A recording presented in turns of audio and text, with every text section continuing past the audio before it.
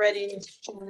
Great. I saw Brian scurrying out of the room, so I figured he had fixed something. So, okay, it is now 10:15. It's actually 10:17. Apologize. We had some technical difficulties making you wait 2 minutes to hear the weekly agenda meeting from the Missouri Public Service Commission. Today is October 4th. All the commissioners have assembled for the meeting. We're going to remind everybody to please mute your phones or mute yourself if you are not speaking so others can hear. Got a lot on our plate today. We got 7 tariffs and new orders, 2 case discussions, an Evergy IRP annual update presentation, and PSC history. But before we get into all that exciting stuff, let's approve the minutes from the September 27, 2023 agenda. Commissioners, I know all those have been distributed in advance. Is there any questions, concerns, or changes need to be made to those minutes? All right, hearing none, I'll make motion we approve the minutes from the September 27, 2023 agenda. All those in favor of that motion, please say aye. Aye. Aye. That is approved by a vote of 5-0. All right, heading on into tariffs and new orders. The first one today is in the matter of the application of Spire, Missouri, Inc. to change its infrastructure system replacement surcharge in Spire, Missouri East and West service territories. So on June 20th, Spire filed an application and a petition with the commission requesting that the commission authorize changes to Spire East and Spire West ISRS, which is the infrastructure system replacement surcharge. In particular, Spire asked for incremental annual ISRS revenues for Spire East of about $5.2 million and approximately $8.9 million for Spire West, for a total increase of approximately $14.2 million. On September 18th, the staff of the commission filed its recommendation stating that Spire should receive total increments of its annual ISRS revenues increase of approximately $3.4 million for Spire East and $8.9 for Spire West, for a total increase of approximately $12.3 million. Spire responded stating it had no objections to staff's proposed revenue requirements. No further responses have been received. So what this order does is it authorizes Spire to change its infrastructure system replacement surcharge to recover the ISRS revenues as recommended by staff. And I recommend that we approve this order, version number 1. Commissioner Coleman. I support the order. Great. Commissioner Holzman. Thank you, Mr. Chairman. It's my understanding that the streaming video can't pick up my video, but if it could, you would see that I am broadcasting live from the downtown Kansas City, Missouri State Building in the Commissioner's office, getting it ready for winter quarters. And so I just wanted to let you know that that's where I'm doing it from. It's nice to have a local office here in Kansas City. That's and I can see your bright shining face. So maybe I'm just the only lucky one, but I can see it. I can see you as well, sir. Yes. With having said that, I support the order. Awesome. Great. Commissioner Kolkmeyer. I'm in support of the order. Great. And Commissioner Hahn. Also in support. Great. All those in favor of supporting that order, version number 1, please say aye. Aye. That is approved by a vote of 5-0. Next up, file number EF 2023-0425. This is in the matter of the application of Evergy Metro, DBA Evergy Missouri Metro, for authority to issue some debt securities. Back on August 22nd, Evergy Missouri Metro filed an application requesting authority to refinance approximately $79.4 million of existing tax-exempt environmental improvements revenue refunding bonds, or EIRR bonds, that are scheduled to mature on December 1st. On September 13th, the staff of the commission filed its recommendation that the commission should go ahead and approve Evergy Missouri Metro's application, subject to certain conditions. On September 20th, Evergy Missouri Metro filed a response to staff's recommendation in which it agreed with staff's recommended conditions, and since then, no other responses were filed. So this order authorizes Evergy Missouri Metro to refinance approximately $79.4 million of existing tax-exempt environmental improvements revenue refunding bonds, subject to the conditions proposed by staff. And I would recommend that we go ahead and approve that order, version number 1. Commissioner Coleman. I support the order. Great. Commissioner Holzman. I'm in support of the order. Commissioner Kolkmeyer. I'm in support. And Commissioner Hahn. Also in support. Great. All those in favor of supporting that order, version number 1, please say aye. Aye. That is approved by a vote of 5-0. Next up is our third one of the day. It is WR 2023-0344. This is in the matter of the application of a rate increase for Raytown Water Company. So back on April 4th, the Raytown Water Company filed a letter requesting an increase in its annual overall operating revenues in a staff-assisted rate case. On September 19th, the Office of Public Counsel requested a hearing, and on October 2nd, OPC filed its amended unanimous proposed procedural schedule and request. This order adopts that procedural schedule with two changes. The Commission will set a time limit on opening statements proportionate to a 2-day hearing, and will also direct that the list of pre-filed exhibits be submitted to EFIS. And I recommend we approve that order, version number 2. Commissioner Coleman, I support the order. Commissioner Holzman, I'm in support of the order. and Commissioner Kolkmeyer, Also in support. and Commissioner Hahn. Also in support. Great. All those in favor of that motion, version number 2, please say aye. Aye. Aye. All those opposed, 0. That is approved by a vote of 5-0. Next up is file number GE 2024-0046. This is in the matter of the application of Liberty Utilities, or Mid-States Natural Gas Company, doing business as Liberty, for an order granting billing variances related to the company's implementation of its Customer First program. So back on the 25th of August, Liberty filed this application, and they asked for expedited treatment. Liberty is going to be implementing a new modern technology platform referred to as Customer First. Liberty requests billing practices variances to accommodate a recalibration of meter reading and billing cycles needed to implement Customer First. And this new system is scheduled to go live on October 9th. Staff filed its recommendation on September 22nd, in which they recommended that the Commission grant the requested variance subject to certain conditions. Liberty and accepted staff's conditions on September 26th.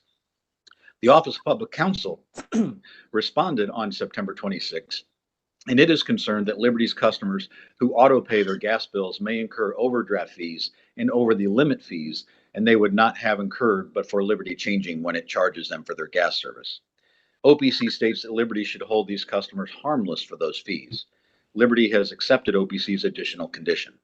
So this order grants Liberty's motion for expedited treatment and Liberty's request for variance from the Commission rules, subject to the conditions recommended by staff and OPC. And I would recommend we approve this order, version number 1. Commissioner Coleman, I support the order. and Commissioner Holzman, I'm in support of the order. Commissioner Kolkmeyer, I support the order. and Commissioner Hahn. Also in support. Great. All those in favor of supporting that order, version number 1, please say aye. Aye. That is approved by a vote of 5-0. Next up is file number EO 2023-0361 and EO 2023-0362 and -0363 and -00364. This is the matter of Evergy, Missouri Metro and Evergy, Missouri West submission of their 2022 Renewable Energy Standard Compliance Reports and submission of their 2023 Renewable Energy Standard Compliance Plans. On April 17th, Evergy filed their Renewable Energy Standard Compliance Reports for 2022 and their plans for 2023, which is required by Commission rule. Staff filed a report on those reports and plans on June 30th. Staff reported that Evergy's 2023 plans meet the minimum requirements of the Commission's rules, and they also reported that Evergy complied with the RES requirements for its reports in the 2022 compliance year. On June 30th, OPC filed comments on Evergy's reports and plans, and OPC contends that Evergy is not complying with the REC statutes that limits the average retail rate increase permitted for RES compliance to 1%. OPC urges the Commission to find that Evergy is not in compliance with the RES requirements. Then on August 8th, Evergy responded to OPC's comments, contending that it has accurately provided the retail rate impact in its RES reports and plans, and that they comply with the RES requirements. The Commission's regulation does not specify what, if any, action the Commission is to take regarding Evergy's reports and plans and alleged deficiencies therein, except to allow the Commission to direct the utility to provide additional information or to address any concerns or deficiencies identified in the comments. After considering the submitted comments, the order concludes that no further information from Evergy is appropriate at this time. And I would recommend that we approve this order, version number 1. Commissioner Coleman, I support the order. Commissioner Holzman, I'm in support of the order. Commissioner Kolkmeyer, I'm in support. and Commissioner Hahn. Also in support. Great. All those in favor of supporting that order, version number 1, please say aye. Aye. Aye. That is approved by a vote of 5-0. Sixth file today is in EO 2022-0040 and EO 2022-0193. This is in the matter of the petition of the Empire District Electric Company, DBA Liberty, to obtain a financing order that authorizes the issuance of securitized utility tariff bonds for qualified extraordinary costs and the energy transition cost related to the Asbury Plan. Missouri statutes require that the structure and pricing of the securitized utility tariff bonds are reasonably expected to result in the lowest securitized utility tariff bond charges consistent with market conditions and the terms of the Commission's amended report and order. So the Commission may track that these requirements are being fulfilled, and the Commission will direct Liberty to submit to the Commission copies of any documents related to the Securities and Exchange Commission's registration of securitized utility tariff bonds submitted to or received from the SEC within 2 days of submission or receipt. The Commission will also schedule a monthly status conference with the parties to keep the Commission appropriately informed. The parties, either jointly or separately, must provide the Commission with a summary of any outstanding issues prior to each such status conference. And I recommend that we approve this order, version number 2. Commissioner Coleman I support the order. and Commissioner Holzman I'm in support of the order. and Commissioner Kolkmeyer And I'm in support. and Commissioner Hahn. Also in support. Great. All those in favor of supporting that order, version number 2, please say aye. Aye. Aye. And that is approved by a vote of 5-0. Final tariff new order today is in file EO 2023-0136. This is in the matter of the Union Electric Company, DBA Ameren, Missouri, and their 4th filing to implement regulatory changes in furtherance of energy efficiency as allowed by MEA. On September 25th, the parties filed a joint status report and a joint motion to adopt a procedural schedule. The parties state that their proposed schedule will give the Commission ample time to consider the MEA 4 plan and give Ameren, Missouri time to implement an approved plan by January 1st of 2025. This order finds that the proposed schedule is reasonable and it will adopt that schedule. And I recommend we approve this order, version number 1. Commissioner Coleman, I support the order. Commissioner Holzman, I'm in support of the order. Commissioner Kolkmeyer, And I'm in support. and Commissioner Hahn. Also in support. Great. All those in favor of supporting that order, version number 1, please say aye. Aye. I didn't hear the agenda room. We were all ayes. All right, then that is approved by a vote of 5-0. So that concludes filing tariffs, new orders today. We got case discussion. Judge Hatcher, let's go into file number WR 2023-0006. The matter of Confluence Rivers Utility Operating Company's request for authority to implement a general rate increase for its water service and sewer service provided in Missouri service areas. Judge? Thank you, Chairman. This is the general rate case for Confluence Rivers. I have drafted a memo that reflects the positions of all of the parties. Just to give the commissioners and the listeners a quick overview, there are 6 issues left for commissioner decision. There are 19 settled issues and 1 dropped issue. The parties have already agreed to a total revenue increase. They have also agreed to a number of issues. Like I said, they filed 2 settlements. The commission approved those 2 agreements in last week's agenda session. And with that, I'll go ahead and start with the questions on the issues. I'll refer to the issue numbers that the parties used during the hearing. This is issue number 4, income taxes. The first question is, how should income tax expense be set for the purposes of establishing the revenue requirements? In other words, should the net operating losses be figured into the calculation or excluded from the calculation? Second question on income taxes. If the commission allows Confluence to recover income tax expense in an amount greater than what would be remitted to the IRS in a given tax year, should the excess income tax expense be booked to a deferred liability account that will offset rate base?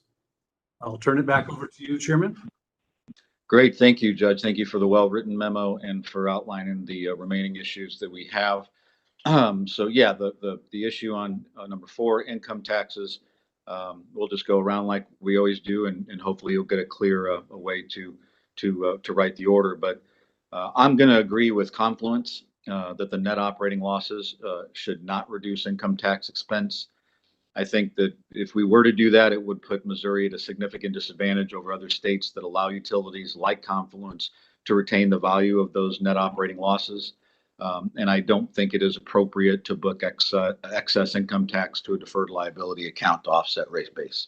So that was where I am at. Commissioner Coleman. I am in exact agreement. Commissioner Holzman. Thank you, Mr. Chairman. I was okay, and I heard the company say that they were potentially okay with doing a deferral account. I thought that made some sense in the overall picture, but technical staff felt that this was the best way to go about doing this and preserve not having that loss of incentive. So I'm fine with taking the company's position. Commissioner Kokmeyer. Yes, I agree. It's company's position.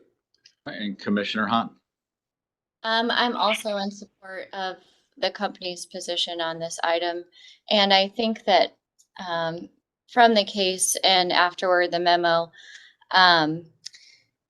if we departed from this would be a significant departure from how income tax expense has been treated previously. And this is the way that it has been treated in every other Confluence case. And I think most other rate cases from my understanding. So in creating an environment of regulatory certainty, I think it's important to stay with that. And so I'm in support of the company's position. Great. All right. Thank you, guys. Well, Judge, that's pretty clear on that issue. What's the next one you got for us? The next is issue number 6, acquisition-related costs. The question posed to parties is what legal and preliminary engineering costs related to acquisitions and applications for certificates of convenience and necessity should be capitalized. All right. Thank you, Judge. I think that the evidence supports capitalizing engineering GIS costs. Additionally, I believe that the evidence supports the amortization of the legal costs other than those associated with NITOR billing services. And I think a 5-year amortization would be reasonable for the legal costs.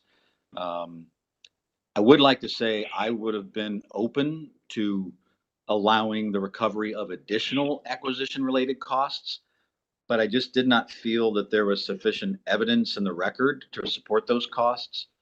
And so if the company can read between the lines, the better record keeping that you do on allocating these costs and what they are for provides the commission with better information on which to make decisions. And I believe if there had been better record keeping on these costs, I would have, my personal opinion, I would have probably been in favor of supporting the recovery of more of them. But without that, this is where I'm going to be. Commissioner Coleman.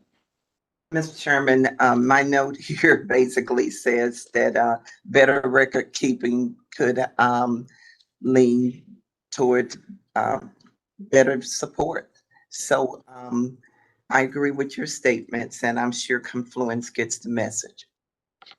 Great. And Commissioner Holzman. I support your position, Mr. Chairman. Great. And Commissioner Kolkmeyer. I don't need to repeat what's already been said, so I'm supporting your position, Mr. Chairman. Great. And Commissioner Hahn. I also support your position, Mr. Chair. Great. All right, Judge. Looks like you have clear guidance on that one as well. Thank you, Chairman. The next issue is issue 8, timesheets. The question posed by the parties: should the commission order Confluence to require its employees, including executives, to keep timesheets that show the activities performed and where they were performed? Yeah, Judge, thank you. So on this one, I agree with Confluence that their executives should not be required to do timesheets. But that being said, all non-executive employees should continue to keep the timesheets that they're keeping. Commissioner Coleman. I'm in agreement. Commissioner Holzman. Yeah, I think it was pretty clear that the executives spend time outside of traditional hours on development and on the issue of business. So I agree with you. I think that that the way that they have it set up is fine. Great. And Commissioner Kolkmeyer.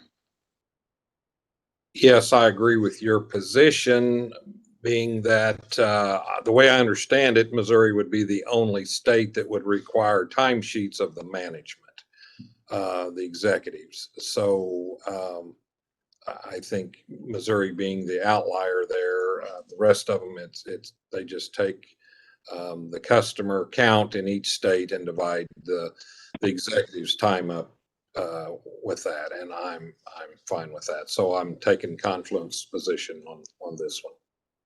Great, thank you. And Commissioner Hahn.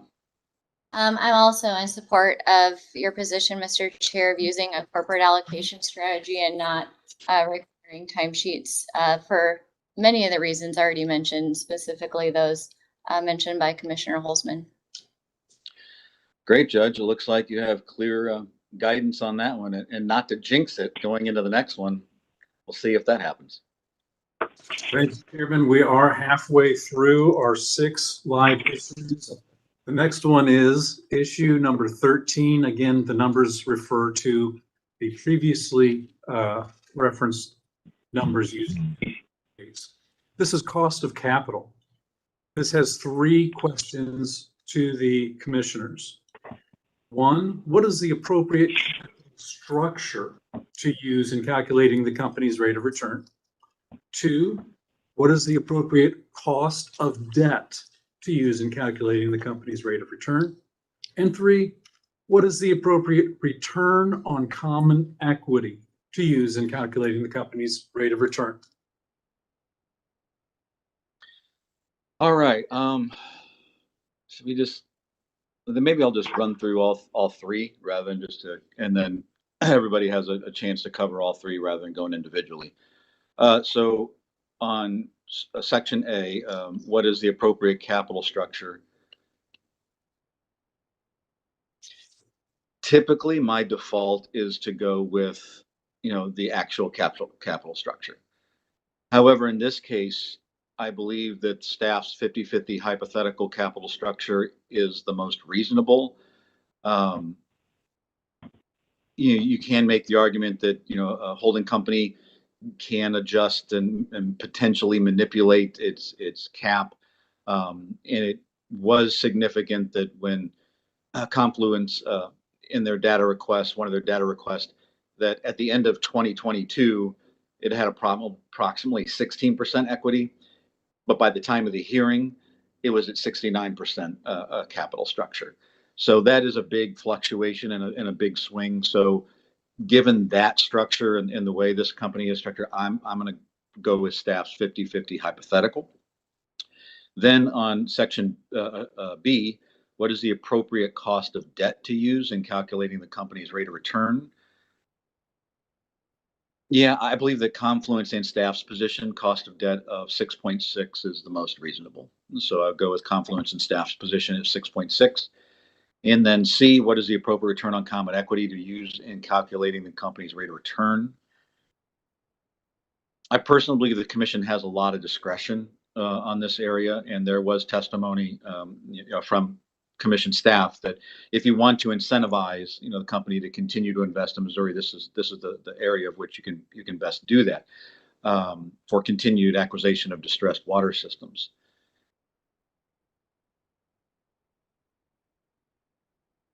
I have a floor that I don't want to see us go below, and that floor is 9.6 ROE. So that's kind of like my bottom. My high was 10.6. And I know that's probably going to be a little bit higher maybe than where other people would be. So when I went back and looked,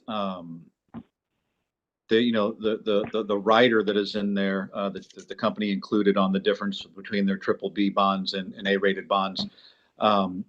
If we were to look at staff's midpoint, which their midpoint position was 9.6, and you add the adder of 0.43 for the difference in the bond ratings, that got us to 10.03.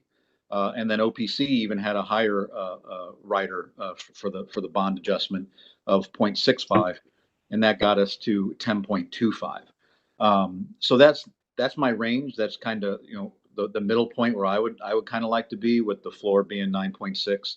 And the high being 10.6, but I think that 10.25 range is my sweet spot. But I'm really curious to hear from all the other commissioners. Great, Commissioner Coleman. Mr. Chairman, the only area you and I don't agree on is issue C. Your statements on issue A and B, I'm in agreement with. I like to see as far as the return on the equity at a 9.9. All right, great. Commissioner Holzman. Thank you, Mr. Chairman. Staff position on A, staff position on B. C, as you mentioned, we have some discretion. It's a little bit of art. We heard a lot of testimony about the zone of reasonableness, or the range of reasonableness of all the other states that do this, and that was somewhere between I believe a 9.3 and a 10.3, or somewhere in that range. I believe the company requested 12.3 when they started. If you took the bottom range of 9.2 and you subtracted it from 12.3 and you divide it in half, you'd get 1.55. If you added 1.55 to the bottom range of 9.2, you'd get 10.75. Now, for those of us who went to the public hearings and we heard from customer after customer who's going to see this rate increase, about the difficulties, especially for those customers who may not have had the investments made now, but we'll still see an increase, in that socialization of the increase across all the customers being necessary to how this works, and being a part of the fact that they will get investment at some point in time. Their system will require investment, and that will be socialized across the rate base. Giving all those factors, I think that the 10.75 or 10.6 is too high. After hearing all that testimony, I'm with Commissioner Coleman. I think 9.9 is it's 0.3 above the 9.6 mean. So it does recognize that the company is purchasing distressed systems that are going to require this type of approach to continue to be successful. Staff had 9.8 as its high mark. So this gives an additional 0.1 above that high mark to recognize that incentive, which I think is important. But it also keeps it under 10 for all the testimony that we heard from all the people who are going to have to pay this rate increase, as an understanding that we do hear you, and your testimony does matter. So with that, I'm at 9.9. Great. Thank you very much, Commissioner. Commissioner Kolkmeyer. Thank you, Mr. Chairman. A and B, I'm with the staff on both of those. And C, for just what kind of everybody's already said, I'm at 9.9 on that. I think this is where we can incentivize the company to take these distressed systems, but I'm here again at 9.9. So Great, thank you very much, Commissioner. Commissioner Hahn.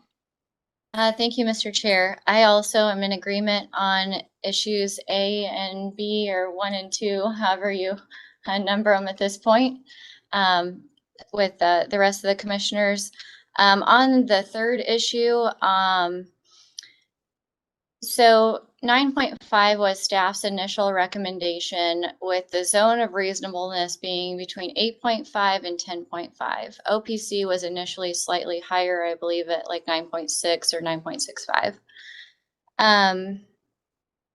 I think our responsibility as a commission is to ensure safe and reliable service. And safe being the key word in this particular case.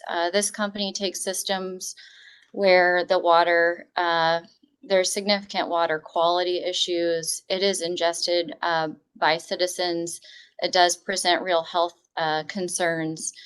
And so I do think that there is a strong incentive for us to continue to allow this company and incentivize them to do business here in our state, to make sure our citizens are ingesting safe water. So with that, I am inclined to go slightly higher than the staff recommendation, while also trying to balance the citizen impact. You know, certainly as Senator Holzman, or Commissioner Holzman, old habits die hard. Commissioner Holzman mentioned significant public concern about the impact of these rate increases. And so I really want to be cognizant of that. So to try to balance the two between citizen impact and, you know, safe service and incentivizing that safe service, I'm in agreement. I'm in agreement on 9.9 as well. Thank you, Mr. Chair. Great, thank you very much, Commissioner. So Judge, looks like you have a majority consensus there for your order. Thank you, Chairman. We're down to the final 2 issues. This is issue 16, Advanced Meter Infrastructure, commonly known as AMI. The question to the commissioners: should the commission disallow any costs related to AMI meter investments? Yeah, I'm no. I mean, No, AMI meters are quick. There's a lot of benefits: quicker identification of higher use events, leakages, decrease operational expense of sending, you know, somebody out manually. So no, I'm a no. Commissioner Coleman. no. Commissioner Holzman. no, Commissioner Kolkmeyer. I'm going to piggyback on what you said just a little bit. I come from a small town of 800 people, and they put in an AMI system, and the city hall actually calls people and says, hey, you've got a water leak because your usage just shot up overnight. So with that said, there are many, many benefits of AMI systems. So I'm a no on this as well. Commissioner, how many of those instances are kids that left the hose on while they were outside playing? Sure, yes. I mean, they make the phone call to say, hey, why did your usage go up? And some of them said, you know, hey, yes, we're filling the swimming pool. So sometimes there are some legitimate, but then, yes, they have actually found numerous water leaks and problems on the consumer side. So, yeah. Well, great. Thank you, Commissioner Hahn. Also, no. There you go, Judge. Thank you, Chairman. The last and final issue is issue 17.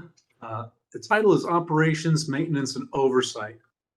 The question to the commissioners: should the commission order a disallowance related to Confluence's contract-based business model? And if so, how much? Thank you, Judge. Yeah, I'm a no. I agree with Confluence that a disallowance related to the contract business model is unreasonable. However, I do know that there will come a point where it is much more cost beneficial for them to start bringing a few people in-house. I don't think that they're there yet, but they have agreed to do a study on this issue, the pros and the cons using employees, third-party operators, and there will become a point where it becomes more financially smart for the company to start making some changes. And hopefully that study will give them a clear picture of when to do that. But I don't believe that now is the time. Commissioner Coleman. No disallowance. Commissioner Holzman. Thank you, Mr. Chairman. I agree with you. I think that if it makes sense to do in-house FTEs, then we should support that. I'm also hesitant to get into the operational side of a company, and I think this kind of straddles that line. So I'm going to support staff's position of opposing the disallowance. Great. And Commissioner Kolkmeyer. I'm going to agree with Commissioner Holzman on the operational side. I think we're teetering on telling Confluence on how to operate and manage their business. However, I'm all for them taking a look at doing a study on this. So I'm a no with staff and Confluence's position. Great. Thank you. And Commissioner Hahn. Also no, and second everything that's been said. Look forward to seeing the study. Judge, I think that completes your issues, and you have everything you need. Is that correct? Yes, thank you, Chairman. Thank you, Commissioners. Great. All right. Well, moving right along, we have another case discussion. Judge Clark in file number EC 2023-0395, Brett Felber complainant versus Union Electric Company, DBA Ameren, Missouri respondent. Thank you, Chairman. Good morning, Commissioners. I'll be brief, although not as brief as I initially intended. This is a consumer complaint. It was originally scheduled for an evidentiary hearing on August 30th, but was continued from that date due to ongoing discovery issues between the parties at that time. It is currently set for this Friday, the 6th at 9 a.m. And at the request of the complainant, it is a WebEx-only hearing. I am going to note that in my memorandum sitting here today, I was reading through it again, and I noticed I put April at 2 points where it should say May. And the reason for the importance of that is it relates directly to complainant's argument that he believed he had 4 additional days to pay. So I wanted to be sure and bring that mistake of mine to the Commission's attention. And I'm able to answer any questions there are. Great, Judge. No, I don't have any questions. I appreciate the pre-hearing memo. Commissioners, any questions or anything for the judge? All right, Judge, thank you very much. Thank you. All right, heading right on into other discussion. Back by popular demand is PSC history. I know we took a hiatus there for a while, and got a guest speaker coming next week to do PSC history, and you're going to be excited about that for what they got cooked up. But I took a gander at William Bill Steinmeier. So Mr. Steinmeier, he graduated from Wheaton College in '72, and then Missouri Law School in '76, and then he became a St. Louis Circuit Court from 1976 to '78. Then he became assistant counsel at the Missouri Department of Transportation. Then in 1980, he became a hearing examiner, which we now call a regulatory law judge. Then he went from being a regulatory law judge to being, in 1984, to being appointed chairman of the Public Service Commission, where he then served until 1992. He saw a lot of interesting stuff, especially the nuclear plant and getting all of that through the commission. So lived through some interesting times. And one thing I did not know is I did not know that Bill was a past president of NARUC. I did not know that. I learned something new on that. So it's always great when we have Missourians on national leadership levels, and that was awesome that he was able to represent Missouri on the national stage for us. And now he's president of William D. Steinmeier Private Counsel. You'll see him occasionally with filings and quotes in in the stuff. So I just wanted to highlight his service and everything. And if you ever see him around, I'm sure he has some great stories about the days of the nuclear plant. So heading after that. Mr. Chairman, Yes, go right ahead, Commissioner. I'd like to note that that's a very attractive and young picture of Bill Steinmeier up there in the corner. And for those who don't know, back in the early 80s, in 81 to 84, I worked here at the commission. So I had the opportunity to work for Bill in his different capacities and as chairman. And so I see him occasionally and we get to reminisce about the good old days in the 1980s. That's awesome. That means I'm old, Mr. Chairman. Commissioner That's Coleman. back in the day of 80s high fashion, right? Yes, true. Mr. Chairman, I want to reminisce about the 80s and Saturday morning cartoons and cereal that I used to eat whenever I was, there. Yeah, bah humbug. I mean, there was nothing better than Saturday morning cartoons when you only had 3 channels and Right. someone had to stand there and hold the rabbit ears so he wasn't too fuzzy. Mr. Chairman, Commissioner Coleman pointed Bill out on the top row, far right, in the hearing room. So helped identify him. There's very few people in this world that can pull off a mustache, and he can rock one. Thank you. He can rock. Awesome. So, well, Commissioner Hahn, did you want to join in this frivolity? The only thing I have to add is I did not know how small the world is, but he has 2 sons that I went to college with that are twins. Ah, So I've actually been to his house before. holy cow. Not related to the utility world, but it's a very small Very. That's awesome. Do you see how PSC history just brings people together? So great. So next week, we had one of our employees get a promotion. So we had Travis Pringle get promoted to deputy staff counsel. And I figured, what better way to reward somebody for getting a promotion than to drag him up to the 9th floor and make him present to the entire commission on some inane thing that the commissioner wants to hear about. So next week we got Travis Pringle, and he's going to present his PSC history as the first official duty of him being the deputy counsel down there on staff. So congratulations to getting promotion. And now people will quit applying for promotions probably now that we're having a good PSC history. Was that part of his conditions? I think it's one of my duties now. Duties. Well, he did ask. He's like, because I was gonna have him do it this week, and he's like, yeah, I got a few things on my plate. Can I do it next week? And I was like, yeah, sure. So, but we appreciate you stepping up and rising up to the cause. And you might be so good at it, and just like you can only have one Pringle, we might have you continue to do this if you're really good. So. Once you pop, the fun don't stop. All right.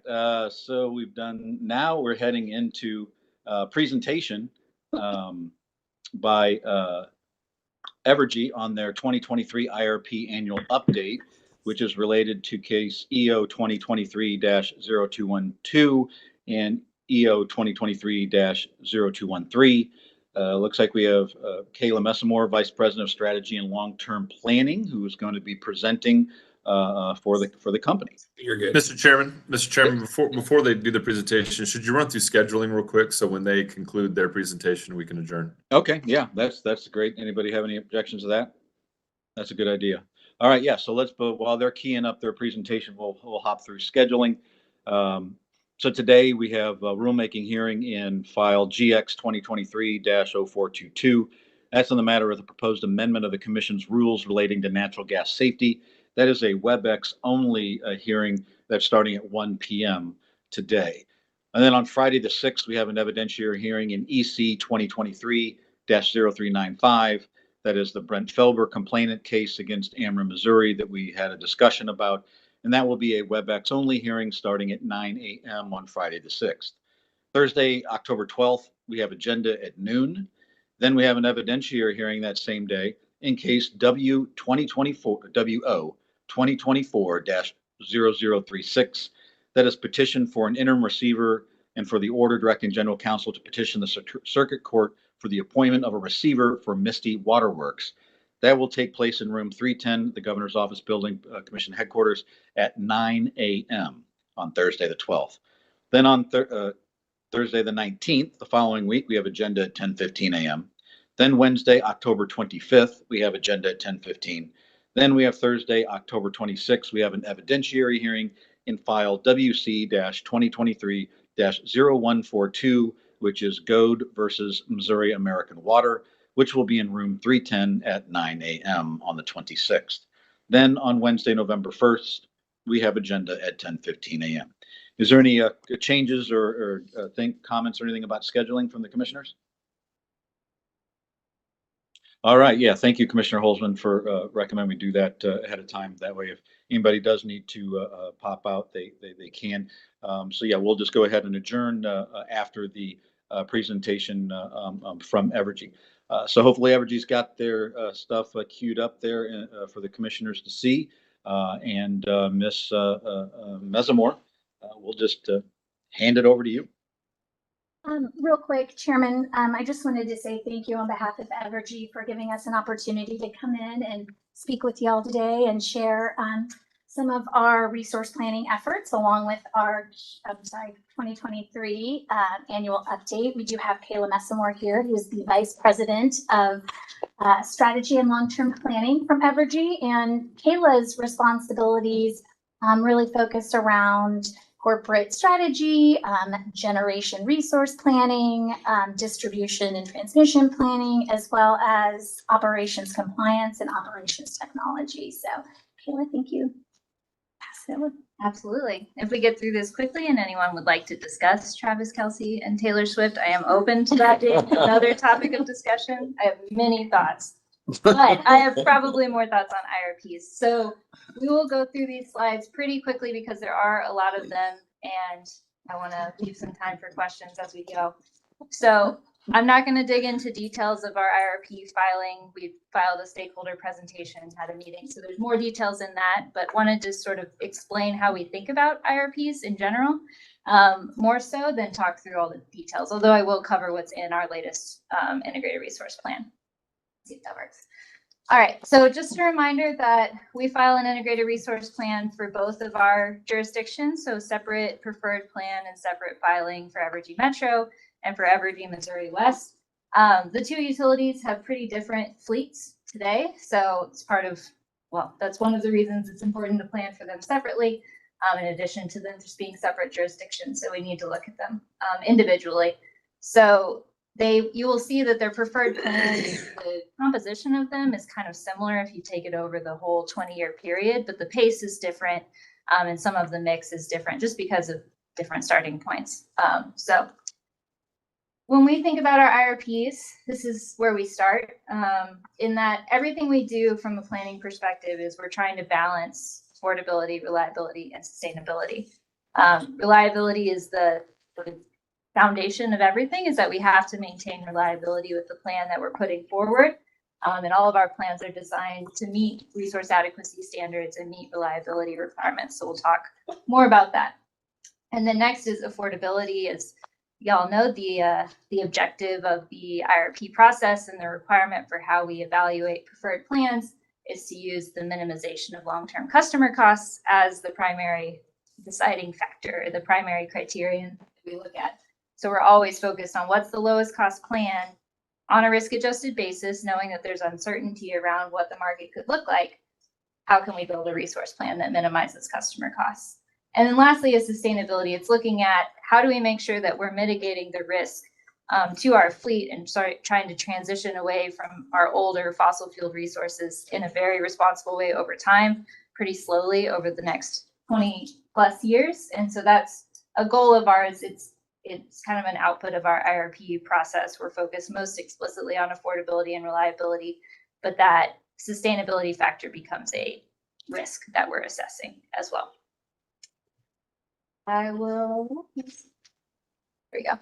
I'll skip over most of this. Just a reminder that the output of our integrated resource plan is a preferred plan for each of our utilities, Metro and Missouri West. Metro is for both Metro Kansas and Metro Missouri combined because they're viewed from a combined basis for generation. And it includes over the next 20 years, all of the supply and demand side resources that are necessary to meet forecasted customer needs, again, using minimization of present worth of long run utility costs as the primary selection goal. So that's what the output of the IRP is. This past year in 2023, we filed an annual update to our triennial resource plan. We will file our next triennial next April in 2024. So I'll talk about this a little more later, but this planning process is essentially continuous because we're filing annual updates and because there's so much change happening in the broader industry from year to year. So we try to use the annual update process to make sure we're being flexible and adjusting our plans as conditions change to the extent that is necessary. All right, so how do you build an IRP? Or I guess, how do I build an IRP? These are the things that we're thinking about most fundamentally. So there's lots of rules in the Chapter 22 IRP rules that we follow, but if you really try to break it down, it's first of all, how much do you need? Capacity and energy. That's the customer requirements that we're solving for fundamentally. The next two ones, commodity prices and then carbon restrictions or environmental regulations. That's essentially what world are we operating in, or what range of potential worlds might we be operating in as we try to meet those customer requirements. And then last, given all of those factors, how do the different technologies compare to each other? What's the most economic technology to meet those customer needs, given this range of potential worlds that you could be operating in? So that's what we're always trying to assess, is we're looking at those two middle ones as our two of the key sources of uncertainty. Although technology economics change based on kind of build costs and incentives and all kinds of other things, and capacity and energy requirements can change, as I'll talk about more. Next slide. This is from the filing. I will not read it to you. These are all of the things that changed in the 2023 annual update compared to the 22 annual update. This is not a typical level of change that we have seen in annual updates in the past, but from the time we filed our 22 annual update to when we filed in 23, we had an increase in the SPP planning reserve margin. The Inflation Reduction Act was passed, which dramatically changed the incentives available for renewables and storage. We had new large customers that were planning to move to the territory. We did a new request for proposal. So we had a ton of new inputs and used the 2023 filing to incorporate a lot of those and to update our preferred plan accordingly, on top of all of the normal annual changes that we make.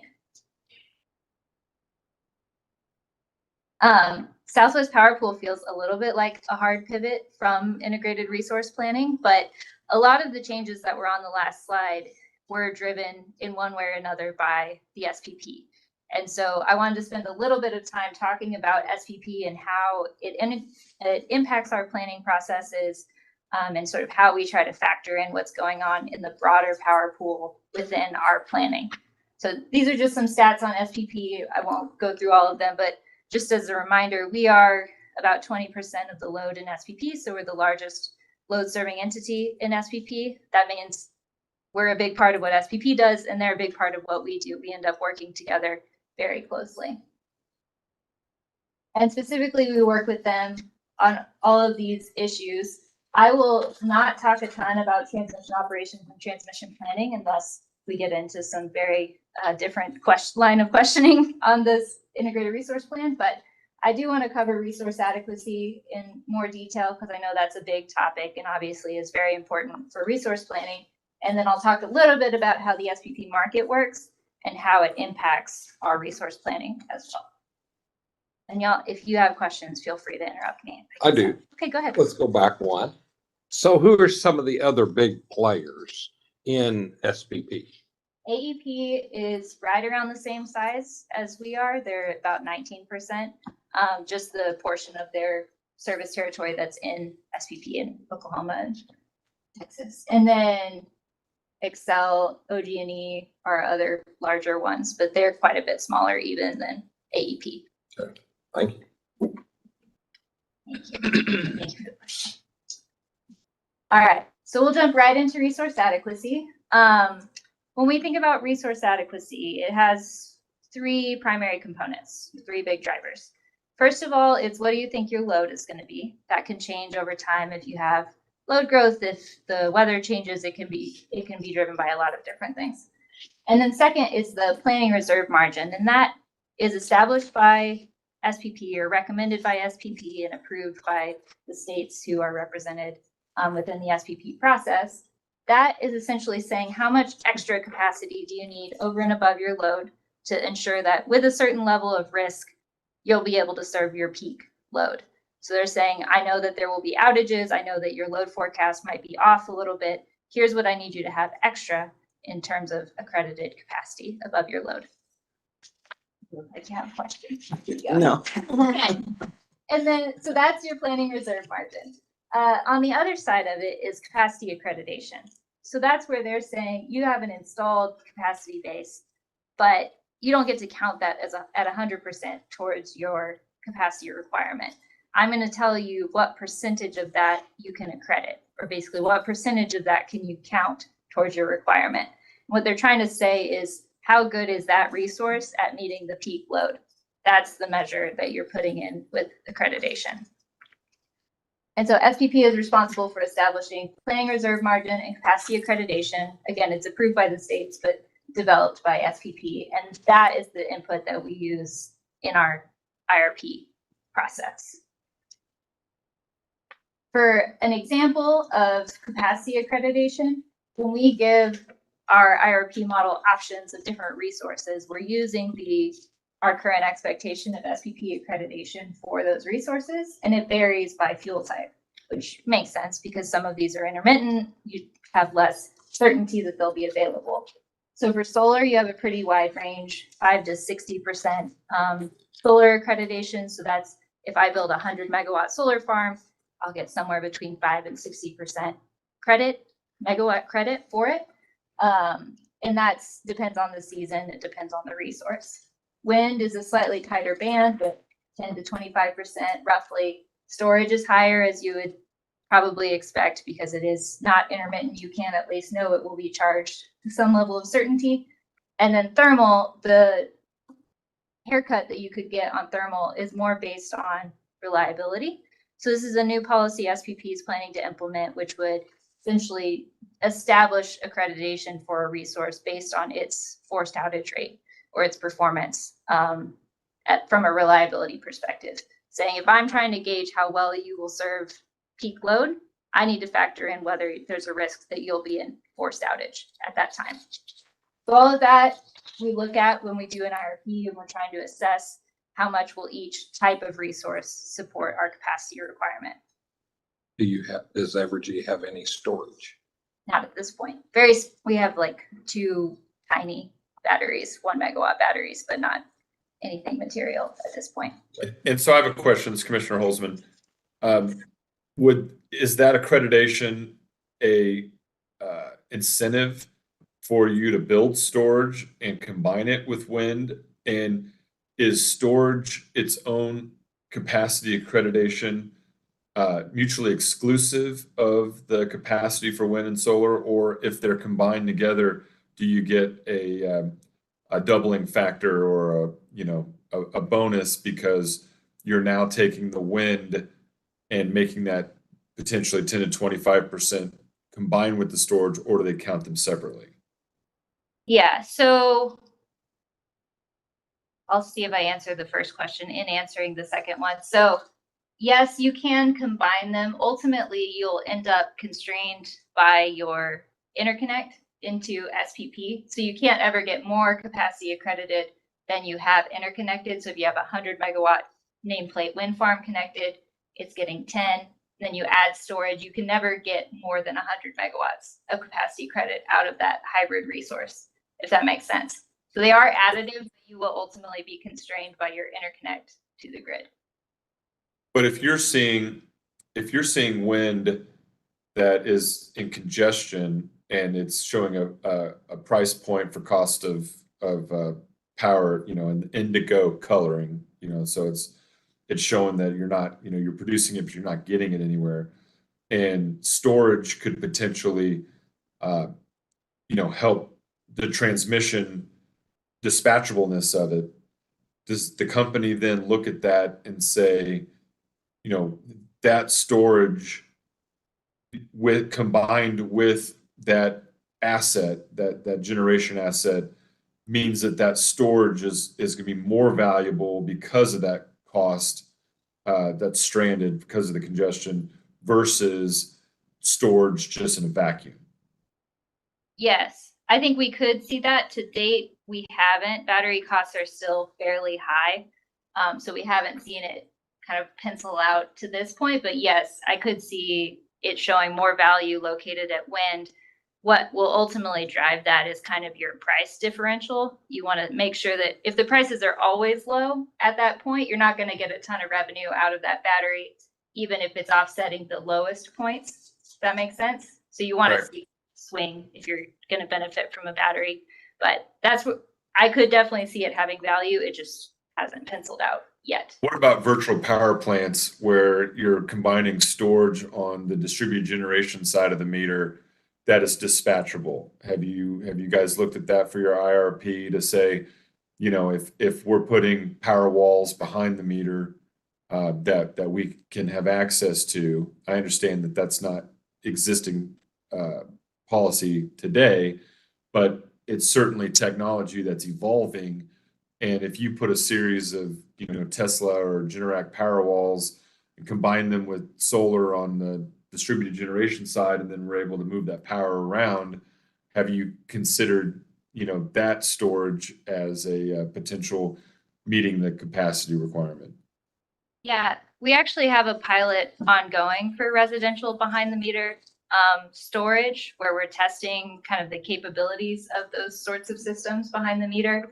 If you were to scale it, the challenge with that is you need to be able to manage the grid and keep it safe to operate. So we're actually going to need to deploy some other software before it could be a larger scale thing. But I will say we're getting into that space, and I could see it being a potential down the road. It just we'll have to figure out how SPP accredits it and make sure we can manage it before it's full scale. Thank you. Any other questions? All right. So in terms of capacity requirements, what we feed the IRP is sort of a combination of everything that we've just talked about, where if we say I had a capacity position, which I used approximate data, so I wouldn't get into confidential information, but this will give you an indication of if I took Metro and Missouri West combined, they have about 200 megawatts of surplus next year. Once all of these capacity requirements change, they're basically short as a combined company, which is where we see the need for additional capacity in the near term. If you combine that with just the uptick we've seen in very large new loads looking to move to Missouri, that drives yet another capacity need that we plan around to the extent we expect those to appear. And then finally, we have the risk of future retirements and just the plan for retirements over time, which increases the capacity requirement. So all of that is an input into the IRP. We have a capacity requirement that we're planning for, and then our goal is to optimize how we meet that need with different resource types. All right, moving from resource adequacy, because this is kind of the other piece of the puzzle, which is the SPP market, and specifically the energy market. So as a reminder, pre-2014, each utility essentially was their own balancing authority. So they had the responsibility to balance supply and demand in their area at all times. That was their job. They would say, I've got my generators, I have my load, I can maybe buy a little bit bilaterally from my neighbors, but I need to keep supply and demand in balance at all times. Since the SPP integrated marketplace began in 2014, that's changed, where SPP is now the balancing authority. And so what they're doing is buying all of the power from all the generators all over SPP, and then they're selling all the loads to all the loads in SPP. So that complicates it. It's a little easier to just think about our system balancing, but in this new integrated market, we have to think about this other factor, which is the entire SPP and what's happening with pricing and what's happening with the resource mix across this whole pool. which is why SPP market becomes so important as we look at our IRP. And if you will allow me to talk about supply curves for a second, I will explain why this matters. So in SPP, focus mostly on the day ahead market because that's where the financial commitments are being made. What we're doing is every resource is offering into the market at their marginal cost. So they have to say, this is the cost of me offering my next megawatt. So it can't be your all in fixed cost. It has to just be fuel costs and variable O&M essentially. So you offer that into the market. So you can see that wind and solar in this graph, this is overly simplified, but if they're eligible for a production tax credit, they'll offer it negative $35 because they're getting a production tax credit if they are dispatched. So then all of it gets stacked up. SPP looks at what their load is. They go up the stack until they hit their load. And that point where load crosses the supply curve, that is the market clearing price. And that is the price for energy that's being paid to every generator in the 14-state SPP and by every load in the SPP. So that's being set at the overall pool level. There's variation between nodes because of congestion, but just to simplify how the overall resource mix of the pool impacts pricing, that's the way that that works. So when we think about the things that drive market prices in our IRP, the two main things are gas prices and carbon restrictions generally. Those are the things we've looked at as critical uncertain factors in our last few IRPs. This is a bunch of lines with gas prices. Generally what we're trying to test, not so much the absolute value of, yes, natural gas prices will absolutely be X. I think if we were able to predict the price of gas perfectly, we wouldn't be here. But it's looking at the range of what variation does changing the gas price drive in the economics of a resource plan. Second is carbon restrictions. So this is a relatively recent change, in this IRP compared to past, where based on the Inflation Reduction Act and kind of the federal focus on, and the EPA's proposed rules, the focus on restricting carbon and incentivizing renewables as opposed to taxing carbon. We haven't really seen that much of a focus on carbon tax or that much momentum towards it. What we actually modeled is using SPP's market price forecasts, a variety of resource mixes that met different carbon emission restrictions at the pool wide. So we'll talk about how that's different than a carbon tax in that what that means is if I have to meet a high level of carbon restriction, I'm going to build a bunch of renewables in the pool, for example. That's going to mean I have more and more zero or negative price resources, whereas a carbon tax would drive market prices up because you're taxing the resources that have to emit carbon. A restriction that drives renewables build out will actually drive them down. So I'll show that in a second. So this is how the supply curve changes as you change those two things. At the top, it's what if I just have a large renewable build out? I don't actually have a carbon restriction, but I build out more and more renewables. There you see that at this example load, now renewables are on the margin. So every load is paying a negative price. Every generator is getting paid a negative price. They're only renewables are generating at that time. Now, what if I have a carbon restriction, but my load is higher and it's nighttime, for example? So solar is not generating at that time. Now I'm into my gas, that's my marginal unit, and my price is going to move with the natural gas price. So that's what that light blue is. And so if gas prices are low, your energy price will be relatively low, but it will track almost exactly with the natural gas price if gas is on the margin. And the reason that changed is because now, if you're in a carbon restricted world, you're not going to run your coal because you can't emit as much in that world. So your gas is going to get dispatched first. That's where you get into more volatility because you're tracking with natural gas. It's kind of complicated. I have simpler versions. This is me explaining the supply curve just with arrows, which is if you see natural gas prices increase, that will drive up your generator fuel costs because they're having to buy natural gas if they're a natural gas generator. That will, all else being equal, drive up wholesale energy prices, which will then make generators make more money in the market, but it will increase the cost to serve your load from the market. That ignores fixed costs. This is just looking at fuel and purchase power in the market. This carbon restriction one is the one that gets weird. This is what I was trying to explain. So if you tighten your carbon emission limit, What that does is drive up how much renewable generation you will do. It, on an implied basis, drives up your cost of fossil resources because you can't use them because you're constrained by your carbon emissions, which somewhat counterintuitively drives market prices down because you have all of these renewables getting built out. You have all of this zero marginal cost energy, which is going to drive your energy prices down. That then drives down revenue, again, drives down cost to serve load in the market, not fixed costs, but it drives up your volatility because what you're going to do is you're going to swing between renewables being on the margin and gas being on the margin. So you're swinging back and forth between zero or negative and whatever the natural gas price is, if that makes sense. So that's where you see an increased volatility. You have more reliability risk, obviously, if you don't have as much dispatchable resources available.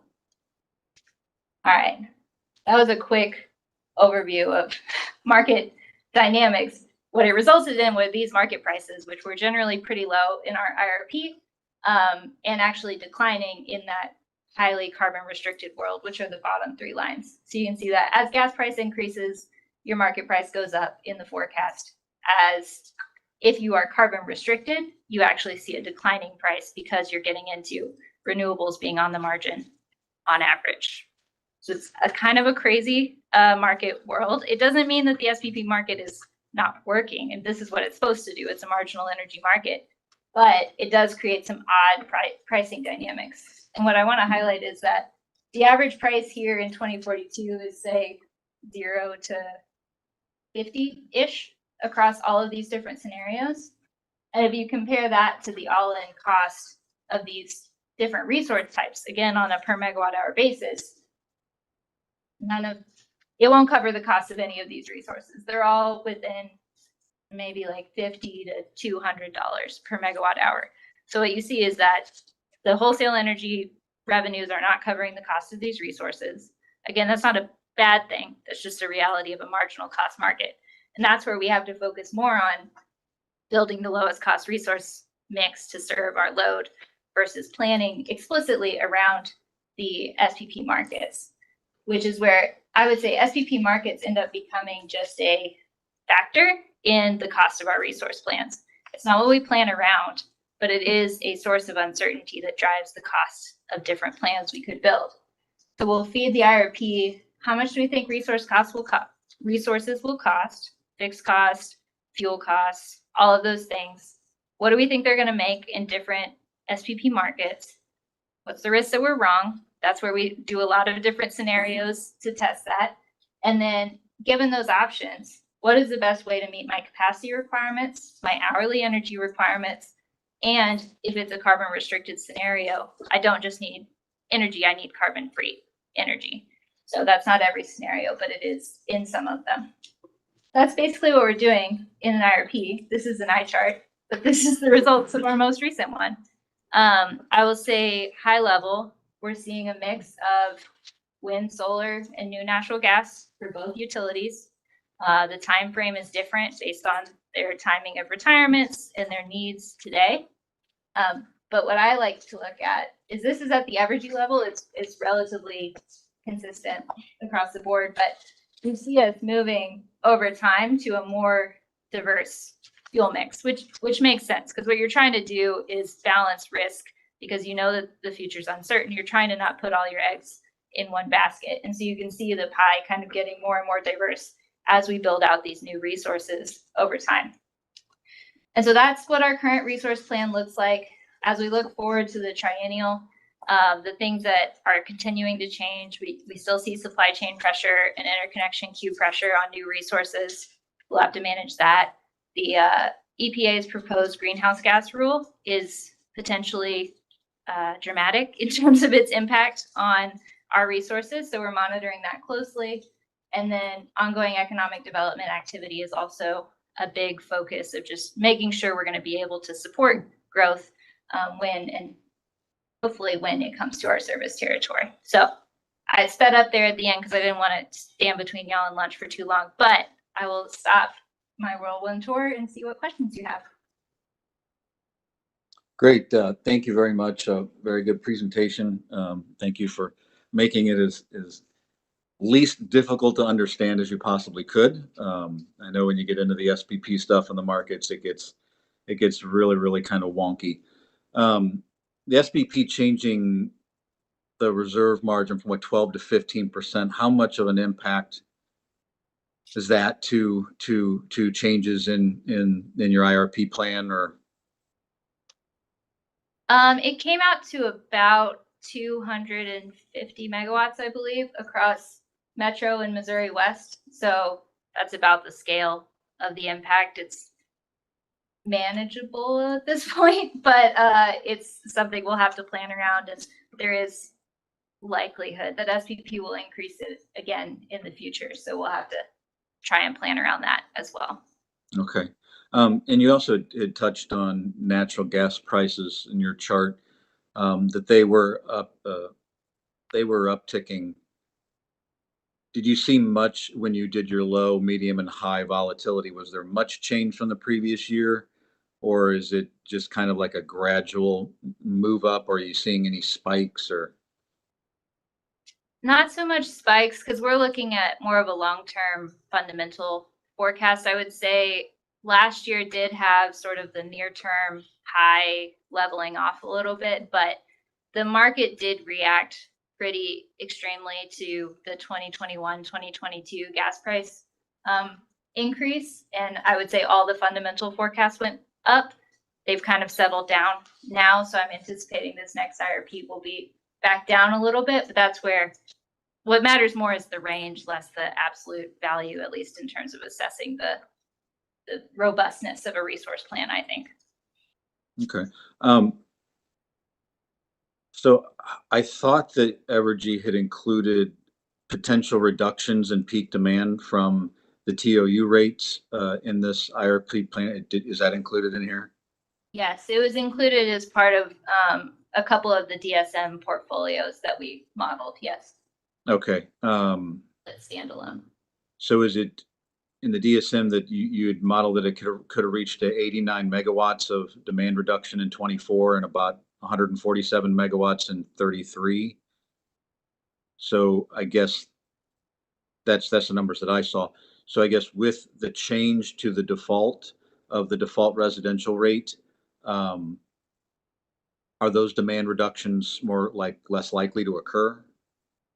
Are you looking at the total DSM, or are you quoting another number?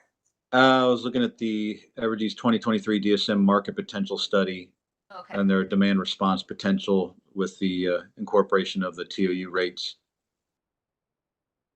Yeah, we ran a few different scenarios. I think we ultimately ended up using one with the older default, so we'll have to update it. But yes, I would expect it to be less.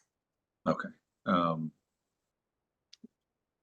So if those demand reductions are less and they don't occur, what is the likelihood that Evergy is going to need additional generation resources, increase or decrease? I'd have to look. It depends on how large they are and when they were forecasted. Okay. And is that something you're going to be updating in next year's triennial, or Yes. when? The triennial. Okay. So that information will be coming. Okay. Commissioners, does anybody have any questions? I have a question. Great. Mr. Go Chairman. ahead. I actually have two questions. The first one, I'm just piggyback off of your comments. You know, I understand that the IRP is majorly focused on the capacity, the carbon restrictions that could potentially be put in place. And then, you know, as Mr. Chairman mentioned, the DSM is going to be affected by those factors on usage that, you know, would potentially require more capacity, or if there's a reduction, require less capacity. My question is, how much of the costs are looked at when you arrive at these determinations? Like I said, I understand the SPP capacity factors and the carbon restrictions, but just from a ratepayer standpoint, when we're looking at time of use being implemented, And we see that, you know, during the 4 to 8 period, the cost of power is greater, which is why the high differential reflects that. But that cost is associated because of the fuel selections you're making as a company. So if you made different selections, so for example, solar, when it's generating at 3 o'clock, 4 o'clock in the afternoon, when it's producing the most, the cost of power associated to run a coal plant or to go to the FAC to get off system fuel purchases that's then passed through the FAC to the ratepayers. Are you factoring in the cost of power into not just from an SPP standpoint, but what that capacity will look like or what your mix will look like based on those costs, given the fact that we have time of use now in the state of Missouri? Okay, so I think the answer is yes, because what we're doing is we're taking the forecasted SPP market prices, which vary by hour based on whether you expect solar to be generating, and that's driving down prices in a peak hour, for example. So SPP Storage. Yeah, SPP has produced this resource mix that we're using to develop our market prices.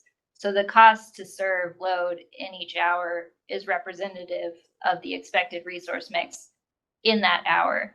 To the extent our generators are economic to dispatch at that price, then we're also paying the fuel costs associated with it, but we're also receiving the revenue because we've been dispatched economically by SPP.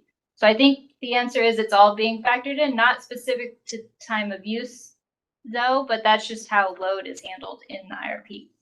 Well, then to that extent, and thank you for that answer, do you think that then the time of use brackets would potentially, you know, the plans would potentially change in the future as the cost of that fuel and that generation changes in the future? So you got a high differential right now that's going up to 38 cents a kilowatt hour because that reflects what you believe or what we believe the cost of service is going to be for that time frame. But as you evolve into this different mix, that cost in that market is going to reflect a different price, especially if storage is involved. Because if you're generating power at night at 3 a.m. from a wind farm, when you know it's inexpensive to do so, and you're charging up a storage facility that can be dispatched from 4 to 8 in the future, that cost is going to come down. So do you anticipate the time of use plans changing and reflecting the changes in those costs as your mix changes? I don't know if I can speak specifically to the price formation and time of use just because I'm not as familiar with it. But in terms of peak and off-peak pricing and SPP, I could see those changing over time as the resource mix changes, which is what we're forecasting. Okay, so on page 23, this is my second question. On page 23, you've got 2040 as a 16% non-emitting firm dispatchable resource. Is that reflected in what we were talking about earlier in a virtual power plant scenario where all of that resource is on the other side of the meter, or is this utility scale storage that you see pairing with some of those renewables? So theoretically, it could be a mix of several things because there is not really an economic firm dispatchable non-emitting technology that we see as commercially ready at this point. What we model those as is a natural gas fired generator in the last 5 years of our 5 to 7 years of our plan, and say that as we get closer and technology advances, for example, if we see that we're able to truly dispatch a virtual power plant economically, it could replace some of those natural gas resources. But because those are kind of known technologies, that's what we provide as a placeholder until we get closer and see where technology is. And by reading this, you have none of the non-emitting firm dispatchable resources in 2030, but you have 16% in 2040.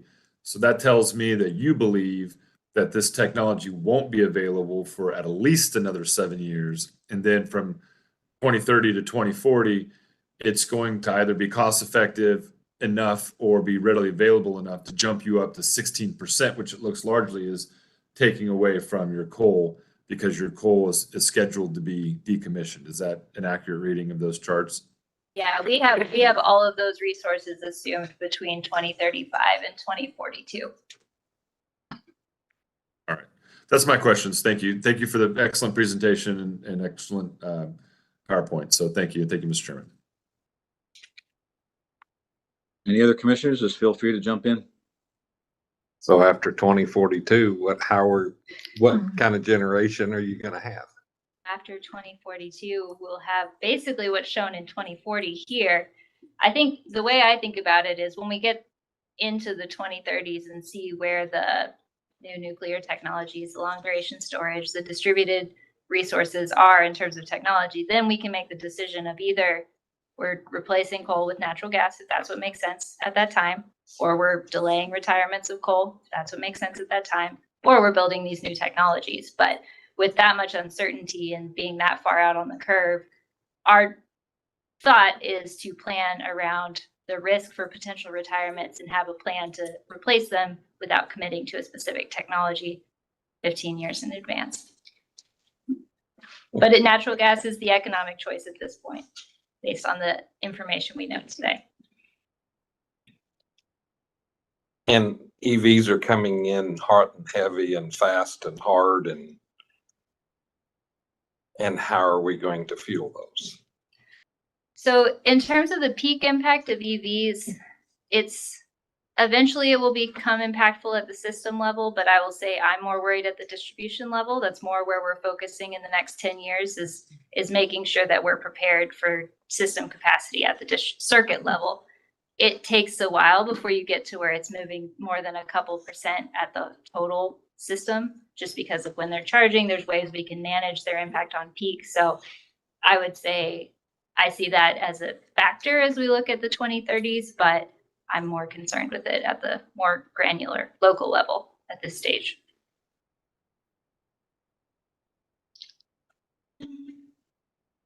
Wonderful. How you get from Kansas City to St. Louis, or how big is a charging station and parking lot I'm in Columbia going to be to charge all of the EVs? that I make it can't across say the to state? because I drive a GMC Canyon, but but yes, I'm sure there are people who could answer that question. It depends on the technology, which is changing pretty quickly on the EV charging space and on the EV vehicle space. Thank you. Uh-huh. I will put you in the hot seat. No, I can try and answer a lot of questions, but not an EV expert. Commissioner Coleman, do you have anything you wanted to add before we excuse her to go get lunch? No, actually, first of all, an excellent presentation. Very good. Thank you. Excellent. Thank you very much. You certainly have done your homework. And I was thinking that in 2040, I'll be 86 years old.